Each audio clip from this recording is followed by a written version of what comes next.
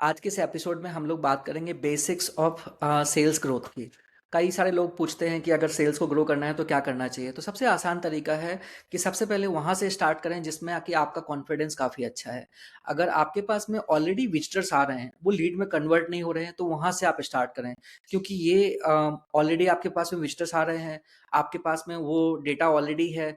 तो फिर फनल को चेक करें। जैसे हमारे साथ में ये प्रॉब्लम होती थी कि हम लोग अच्छे ब्लॉग्स लिखते थे, तो उनको पढ़ने के लिए बहुत सारे लोग आते थे और काफ़ी सारे, पर उनमें से बहुत सारे कम लोग ही कन्वर्ट हो रहे थे जो कि लीड फॉर्म में आ रहे थे।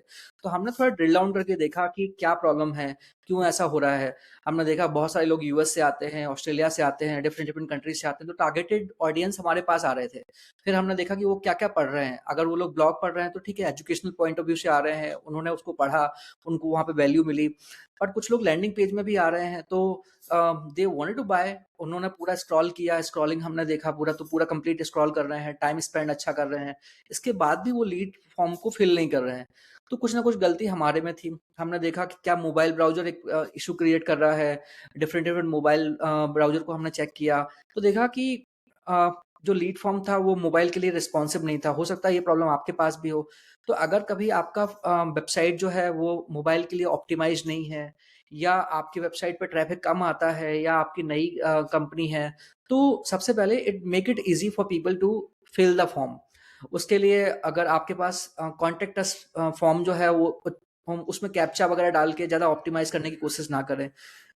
ईजी करें अपने कस्टमर के लिए कि वो आपसे बात कर पाए। आप उसको व्हाट्सएप बटन भी लगा सकते हैं, क्लिक टू व्हाट्सएप। उससे उनके लिए आसानी होगी आपसे बात करने के लिए। और आप चाहो तो बाद में आप उसमें ज़ेनडेस्क या कोई भी इंटरकॉम वगैरह का लाइव चैट प्लगइन लगा सकते हैं।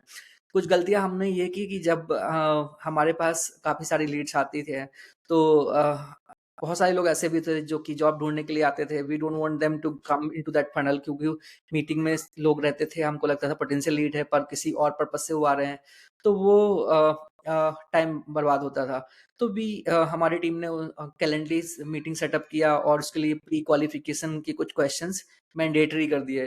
तो एक गलती ये भी की उसमें कि क्वेश्चंस के साथ-साथ में हमने टाइम ज़ोन भी अपने कम्फ़र्ट के हिसाब से कर दिया। हमने मंडे टू फ्राइडे 10 टू 7 के बीच में अपनी टाइमिंग किया। When I saw the page कि यार क्या कर रहे हो? मतलब this this is not for our comfort, this has to be for the customer comfort. क्योंकि कस्टमर तो अगर ग्लोबली है तो उस वो आपके टाइम ज़ोन के हिसाब से थोड़ी ना आएगा। आप उनके लिए कंफर्ट होना चाहिए आपको रीच आउट करना, आपके लिए कंफर्ट नहीं होना चाहिए।